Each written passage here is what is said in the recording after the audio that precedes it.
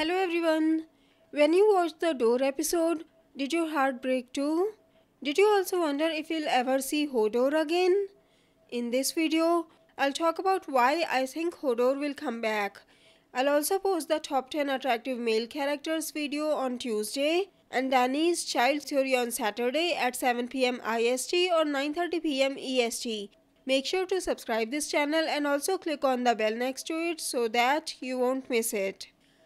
Anyways, ever since the beginning of this series, it was pretty obvious that Hodor was simple. He always did what he was told, he never hurt anyone, and his vocabulary only contained one word, Hodor. But he wasn't always like this. In the 5th episode of season 6, we found out that Hodor's real name was Willis, and because of Bran's interference, he became Hodor. Before we get into the why Hodor will come back, let's take a quick look at what happened in this scene. As Sean Kilaki said, what I didn't get in that scene of Willis changing into Hodor was that Bran had his eyes open, which I took to mean that he was just observing what the Bloodraven did rather than controlling the event by himself. But I do think that Bran had walked into both Hodors. Bran's mind was in the past while his body was still in the present. That's why the Bran in the past was able to watch Hodor without his eyes going white, whereas his body's eyes were already white in the current Bran. I'll try to explain my interpretation of the scene through a diagram. When Mira asked Bran to walk into Hodor, he walked into the current Hodor, but since he was looking at the past Hodor, aka Willis, he walked into him too. Bran walked into both Willis and Hodor at the same time, thus forming a link between them. It's kind of like he was standing with one foot in the present and the other in the past. When Hodor died trying to hold the door for Bran and Mira, because of the link between the two Hodors, a part of Willis died too. And later, even though he forgot about it, subconsciously, I think Hodor remembered that this is the moment he will die, or that it was a reminder for what he needs to do in the future. Did you notice that in this entire scene, the current Hodor doesn't say Hodor even once? These were his last moments, and it's kind of like he fulfilled his mission, so he didn't need to say the word anymore. I don't know if it makes any sense or not. What do you think about this? As for the Whitewalkers and Wyatts, ever since the beginning of this series, we have seen that those who get touched by the cold and die at the hands of one of them gets turned into one of them. No exceptions here, unless their body is burned. But there was no one to burn Hodor and Summer's bodies, so there is no doubt in my mind that Hodor will come back as a wight if he had died in that scene. I also saw a couple of things in the recent promos and trailers that only made my belief stronger. The first one is the HBO trailer. As I said in my HBO trailer review, only the cast for season 7 appeared in this promo. So why was Hodor a part of this trailer? Also, if you'll zoom in on his clothes from the trailer, you'll see the same rips in the clothes that were there in the Door episode. One on his left shoulder, two on his right arms, and two in the front. When I suggested this earlier, some people were skeptical about it. They said this doesn't mean that Hodor is coming back.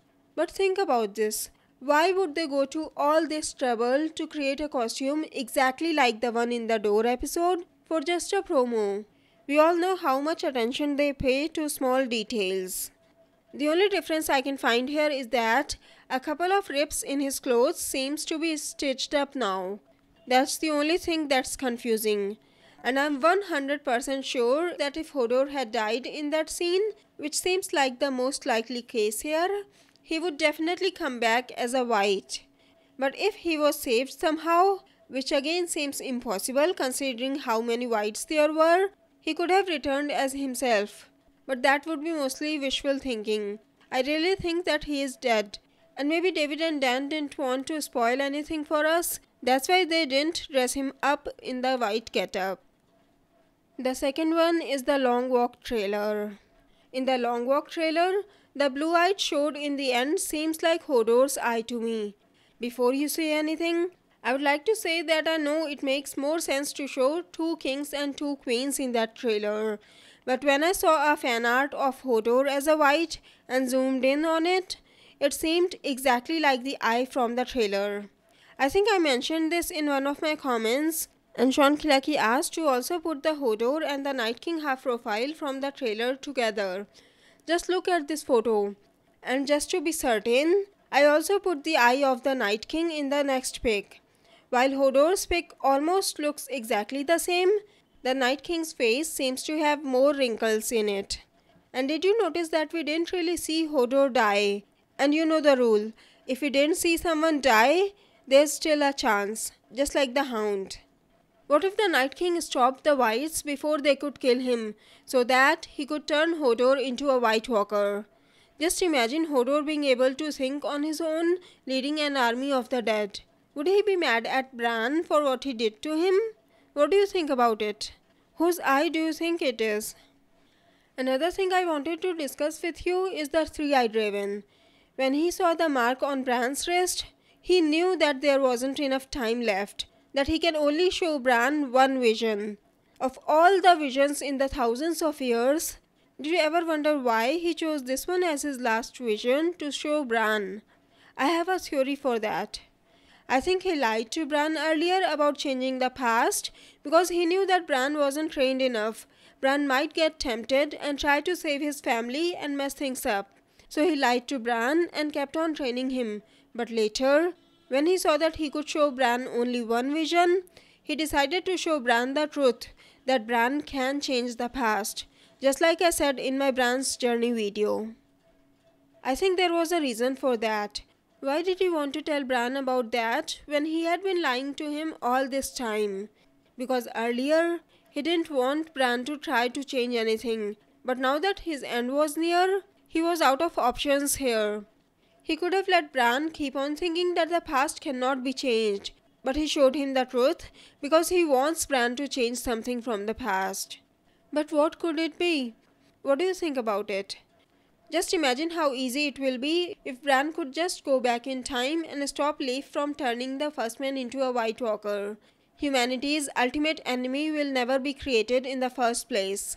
I wonder if that's what the three-eyed raven meant. What do you think? Anyways, it's time for the comment shout out now. Today's shout out goes to Bilal Muhammad, who said, I noticed that when Jon was proclaimed king in the north, I think Manderley or Glover said that Jon Snow avenged the Red Wedding, but if you ask me, it was Arya who administered the Red Wedding payback. I know a lot of you think along the same lines, and I wanted to discuss this with you. I know many people blame Walder Frey for the Red Wedding, and I understand why. But that's why Roose is so clever. Roose Bolton was the one who planned the Red Wedding with Lothar Frey, including the choice of songs.